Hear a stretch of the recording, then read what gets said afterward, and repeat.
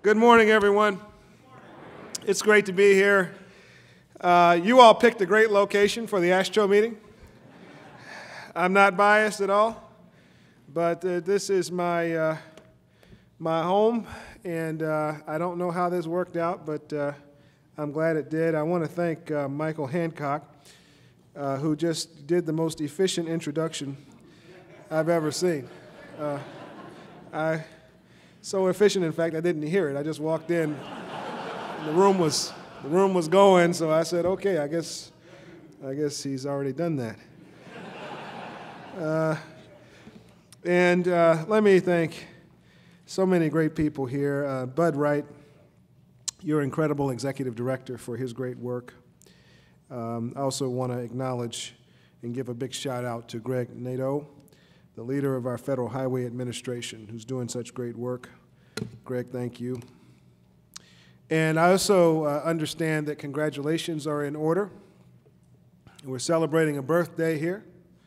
AASHTO is turning 100 in a couple of weeks. And when you think about it, you guys and ladies are the great granddaddy of American transportation. You're the same age as the first Dodge vehicle, older than America's first stop sign, and you're older than DOT as well, because DOT was established in 1967. So in relation to AASHTO, DOT is just an adolescent. But that said, in some ways, our shared history and the partnership between DOT and AASHTO goes back further than 1967. With your help, we've been literally redrawing the map for a century. You might know this, but before there was ever a USDOT, there was a DOT proto-agency called the Bureau of Public Roads. And in 1919, a man named Thomas McDonald took over as its chief.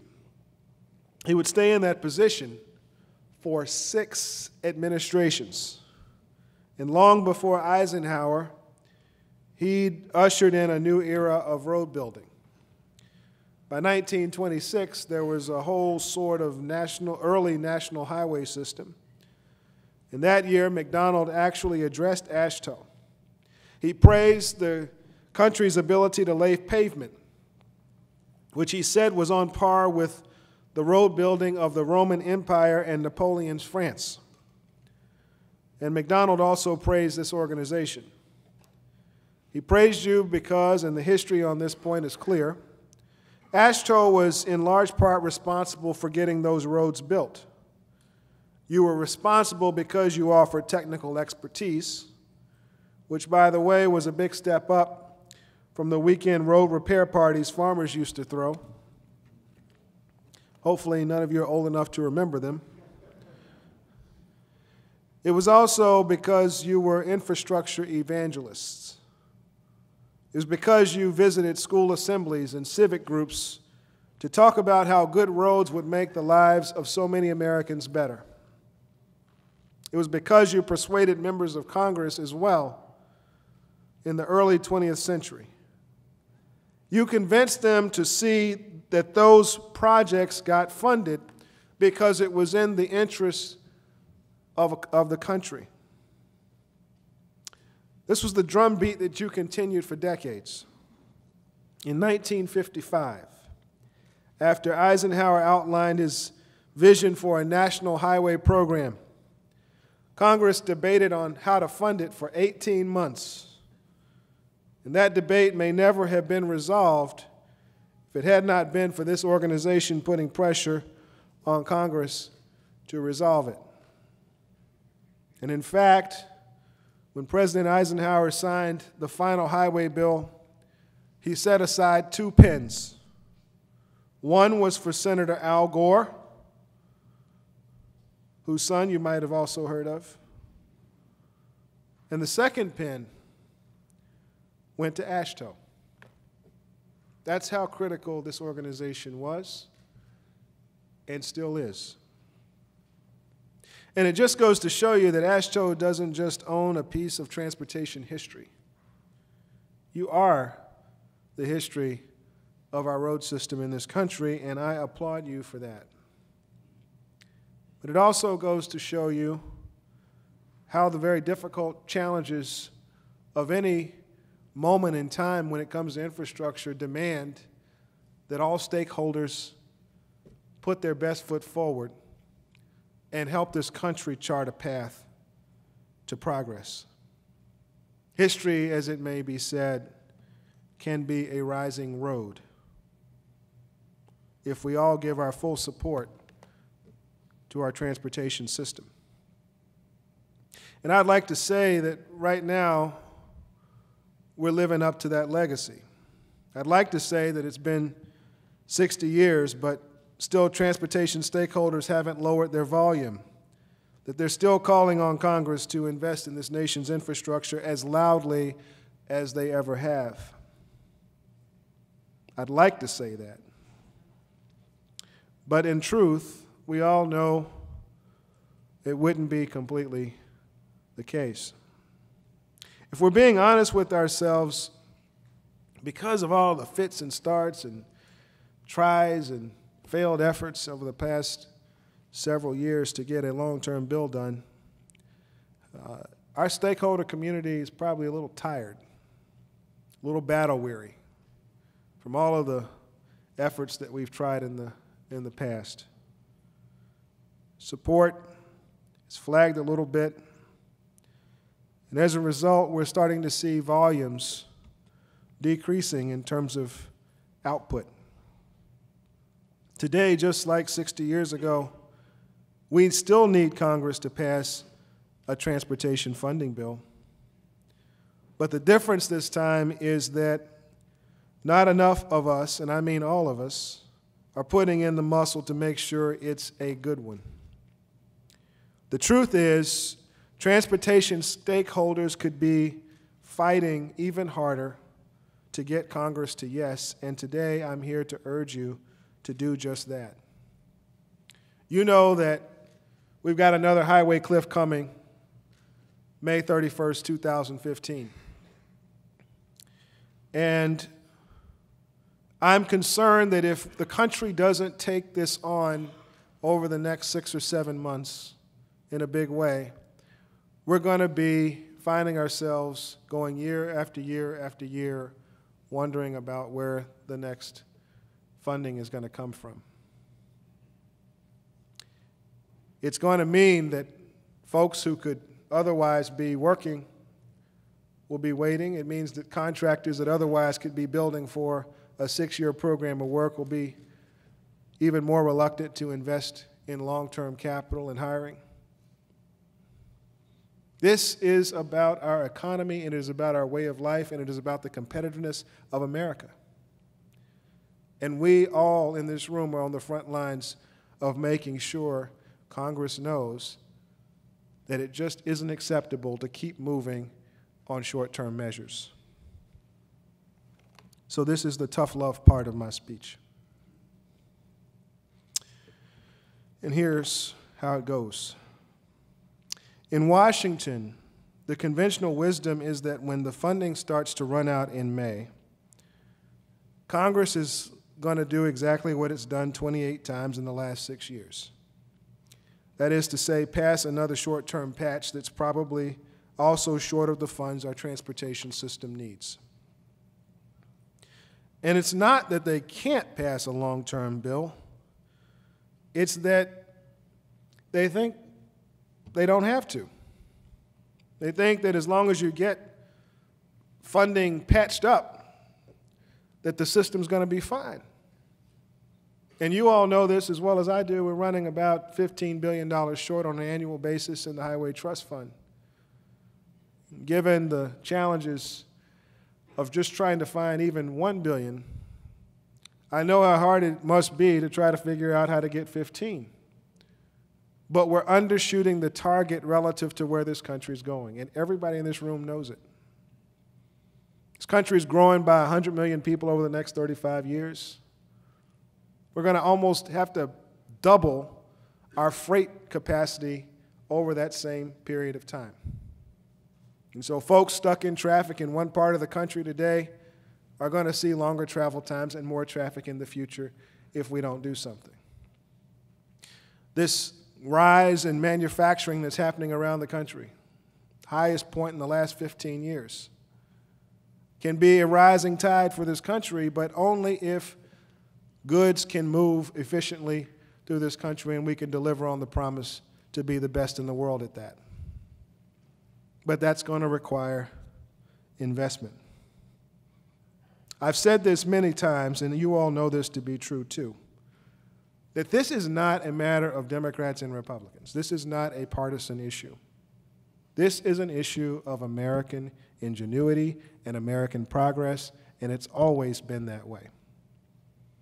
And because of that, we sent a bill called the Grow America Act to the Hill last spring.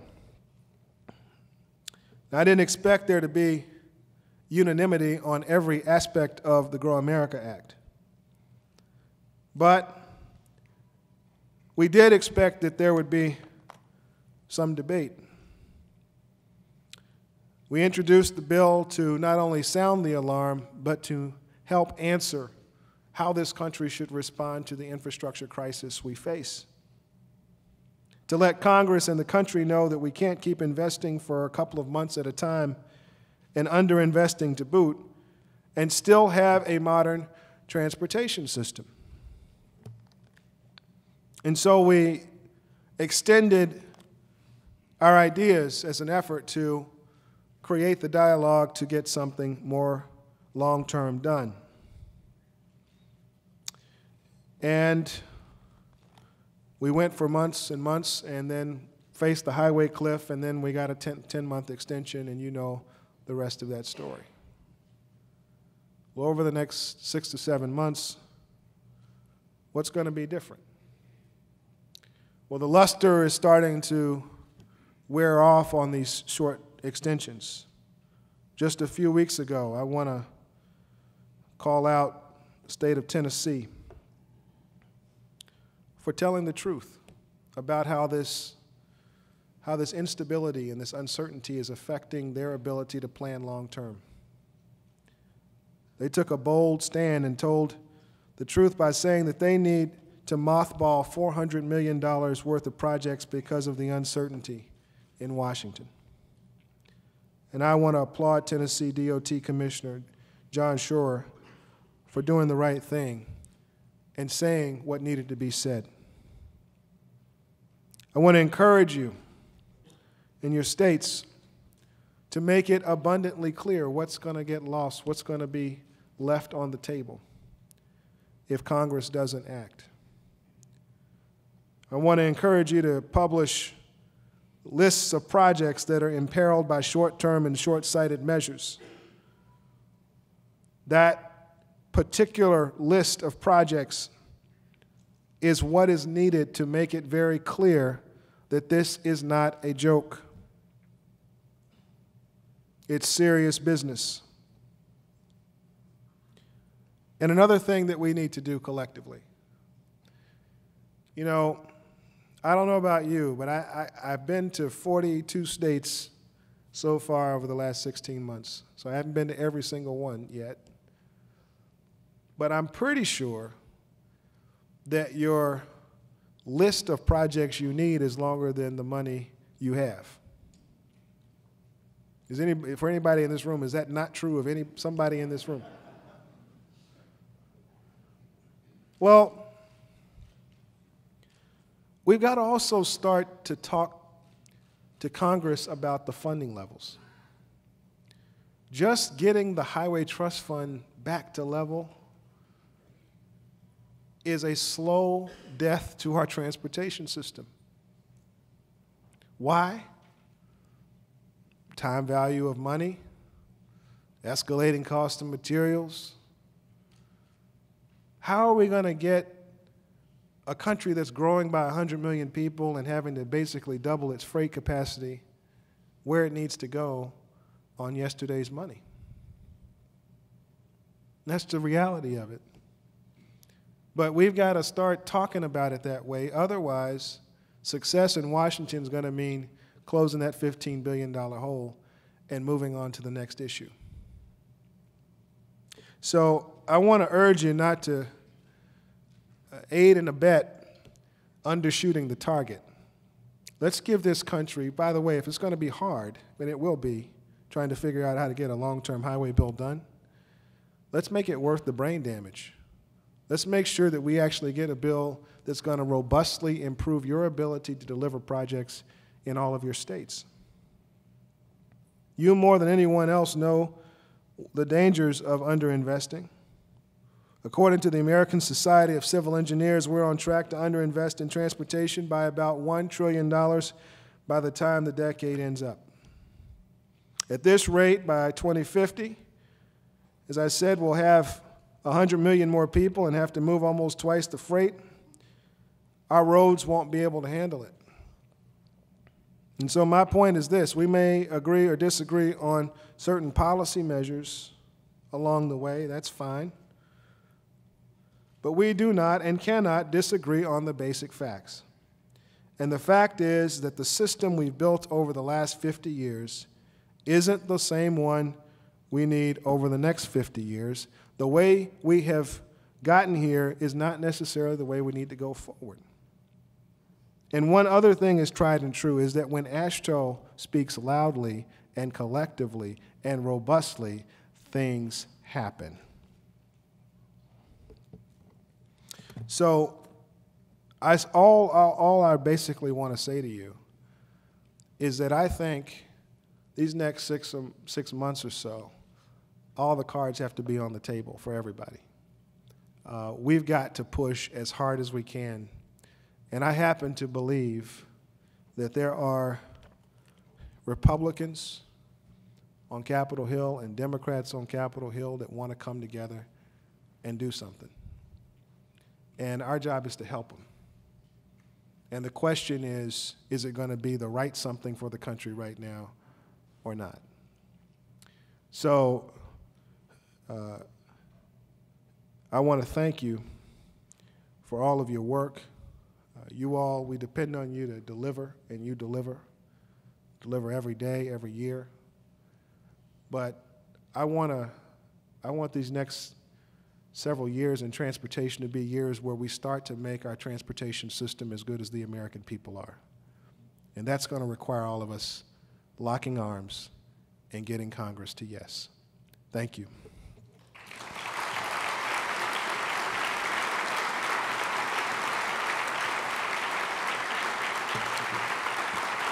Thank you. Thank you.